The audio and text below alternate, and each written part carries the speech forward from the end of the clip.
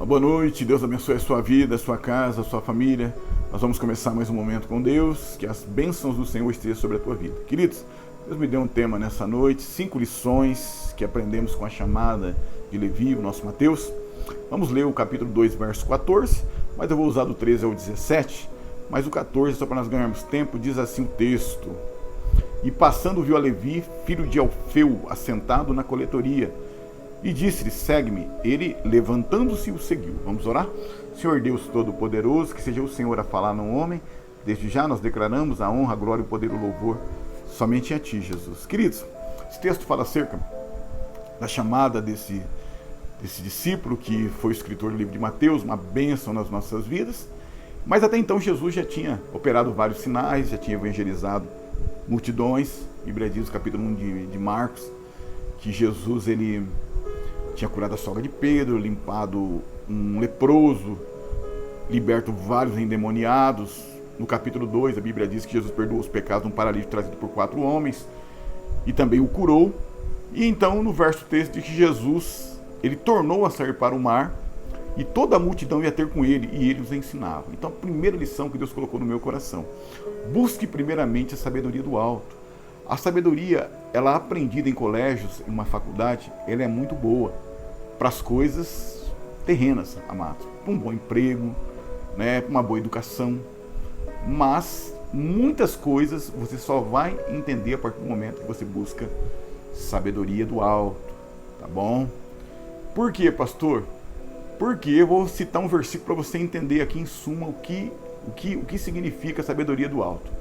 A Bíblia diz assim em Mateus 6,33: buscai primeiro o reino de Deus e a sua justiça, e todas as demais coisas vos serão acrescentadas. Quer dizer o quê? Que o mundo espiritual, as coisas de Deus, elas predominam sobre as coisas terrenas. Como é que você vai entender acerca de salvação, acerca de vida eterna, acerca de quem é Jesus, acerca de novo nascimento, se você não tiver sabedoria do alto, conhecimento da palavra de Deus e do Deus da palavra também. Verso 14 então: E passando viu a Levi, filho de Alfeu, assentado na coletoria, e disse-lhe, segue-me. E ele, levantando-se, o seguiu. Então, segunda lição: se for para seguir a Jesus, siga essas restrições.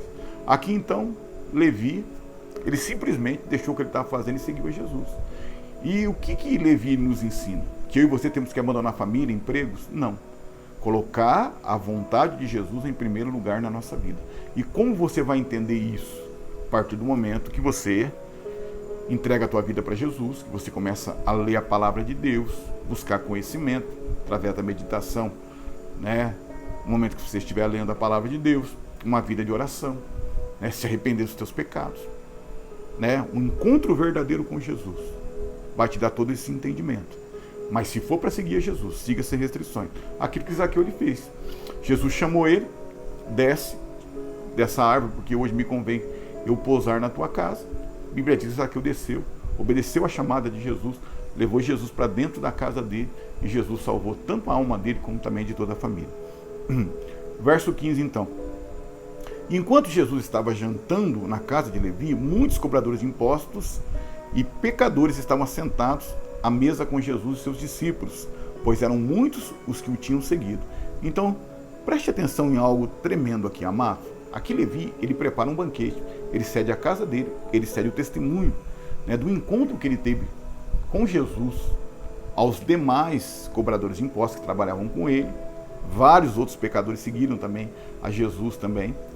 Então, aqui eu aprendo a terceira lição: abra espaço na sua vida para que através de você outros possam conhecer Jesus.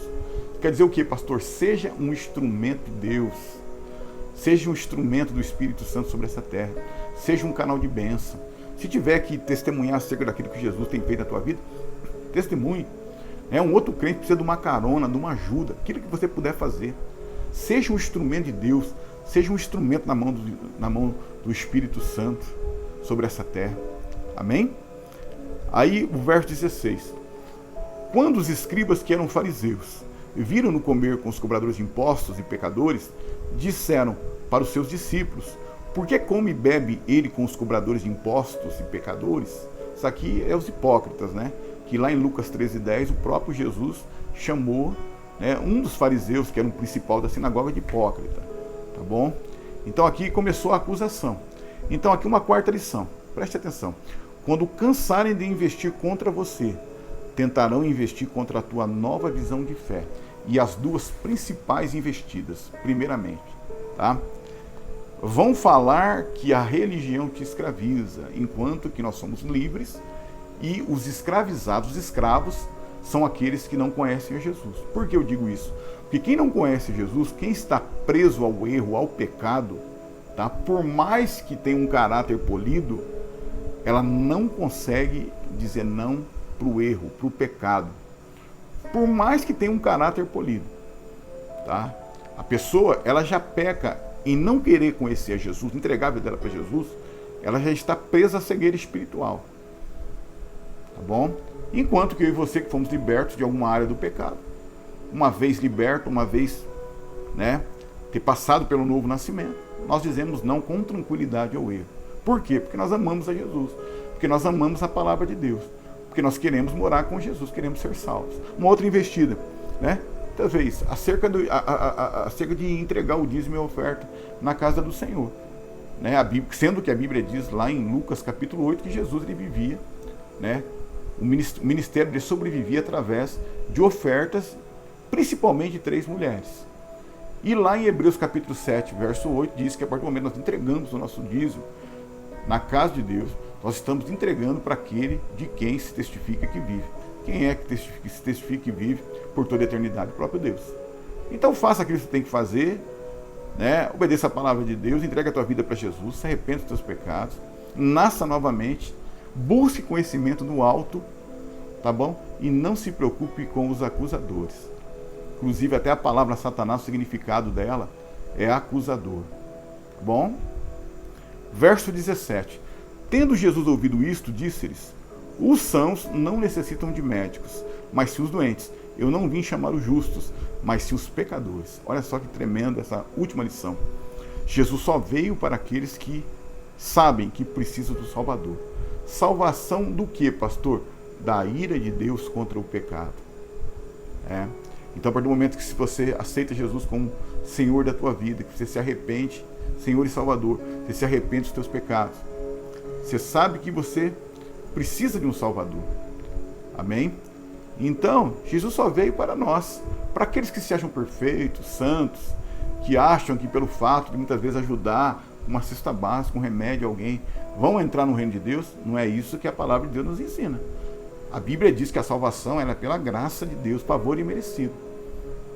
Tá bom? Então aqui, quinta lição. Jesus só veio para aqueles que sabem que precisam de um Salvador. E esse Salvador é somente Ele.